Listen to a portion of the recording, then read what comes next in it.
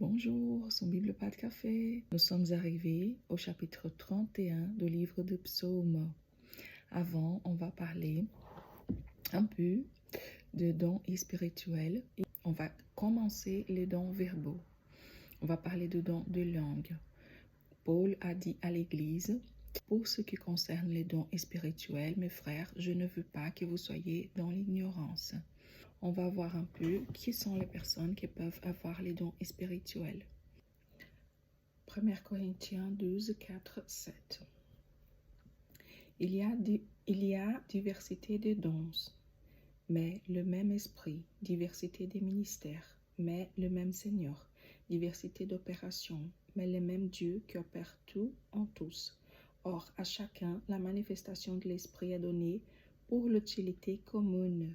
En effet, à l'un est donné par l'esprit la parole de sagesse, et à l'autre parole de connaissance, selon le même esprit, et à l'autre la foi par le même esprit, et à l'autre le don de guérison par le même esprit, et à un autre le don d'opérer de miracles, et à un autre la prophétie, et à un autre le discernement d'esprit, à chacun la diversité des langues, et à un autre l'interprétation des langues.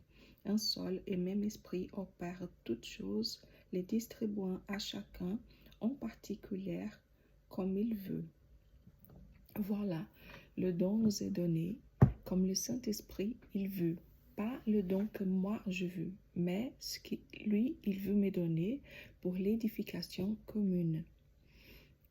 Et tous les membres du corps de Christ peuvent avoir les dons spirituels.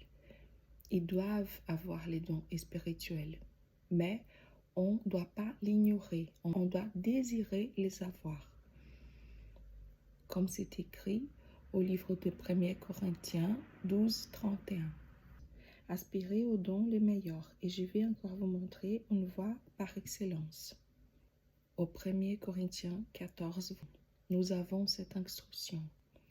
Recherchez la charité, aspirez aussi aux dons spirituels, mais surtout à celui de la prophétie.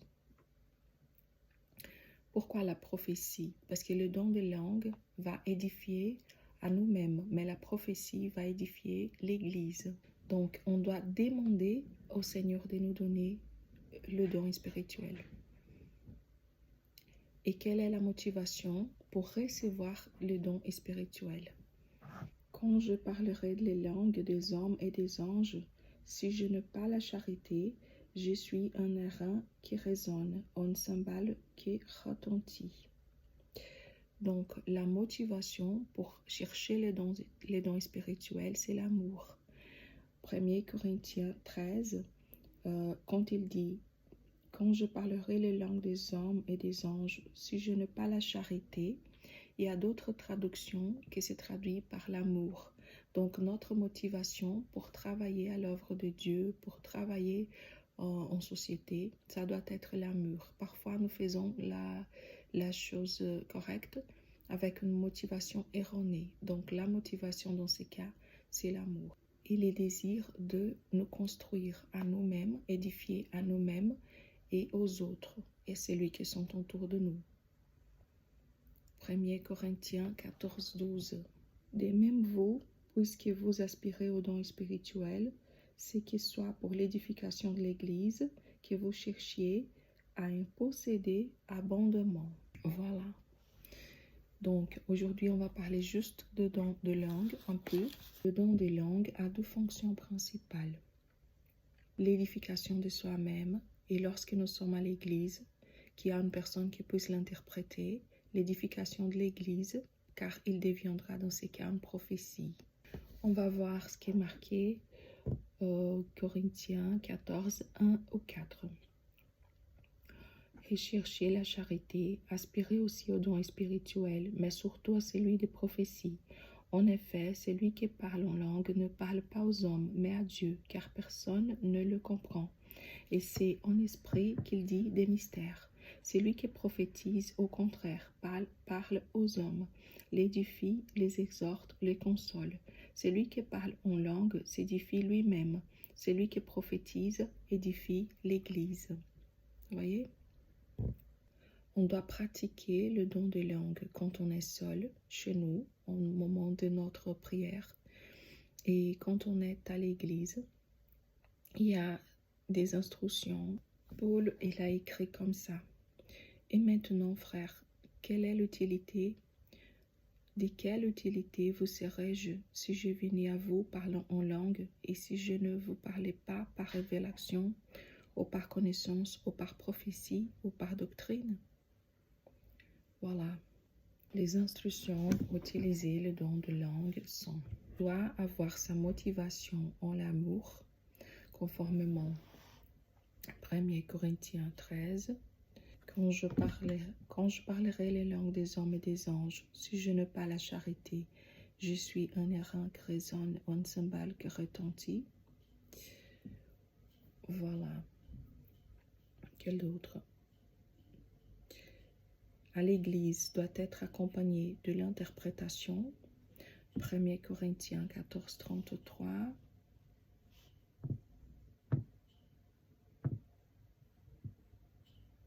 Car Dieu n'est pas un Dieu de désordre, mais de paix, comme dans toutes les églises des saints, et doit se limiter à 3 expressions par réunion. 1 Corinthiens 14, 27.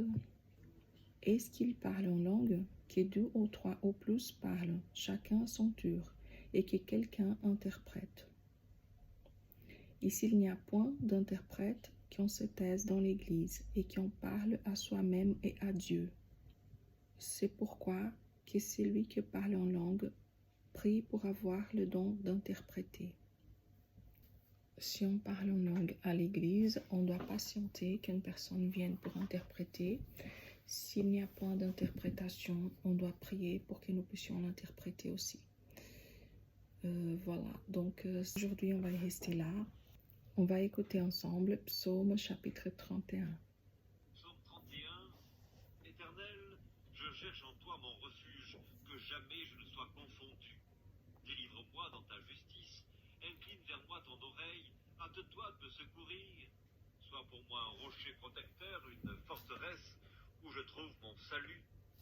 Car tu es mon rocher, ma forteresse, et à cause de ton nom, tu me conduiras, tu me dirigeras. Tu me feras sortir du filet qu'ils m'ont tendu, car tu es mon protecteur. Je remets mon esprit entre tes mains, tu me délivreras, éternel Dieu de vérité. Je hais ceux qui s'attachent à de vaines idoles, et je me confie en l'Éternel. Je serai par ta grâce dans l'allégresse et dans la joie, car tu vois ma misère, tu sais les angoisses de mon âme, et tu ne me livreras pas aux mains de l'ennemi, tu mettras mes pieds au large. Aie pitié de moi, Éternel, car je suis dans la détresse, j'ai le visage, l'âme et le corps usés par le chagrin. Ma vie se consume dans la douleur et mes années dans les soupirs. Ma force est épuisée à cause de mon iniquité et mes os dépérissent. Tous mes adversaires m'ont rendu un objet d'opprobre, de grand opprobre pour mes voisins et de terreur pour mes amis. Ceux qui me voient dehors s'enfuient loin de moi. Je suis oublié des cœurs comme un mort. Je suis comme un vase brisé. J'apprends les mauvais propos de plusieurs, l'épouvante qui règne alentour. Quand ils se concertent ensemble contre moi, ils complotent de m'ôter la vie. Mais en toi je me confie, ô Éternel. Je dis, tu es mon Dieu.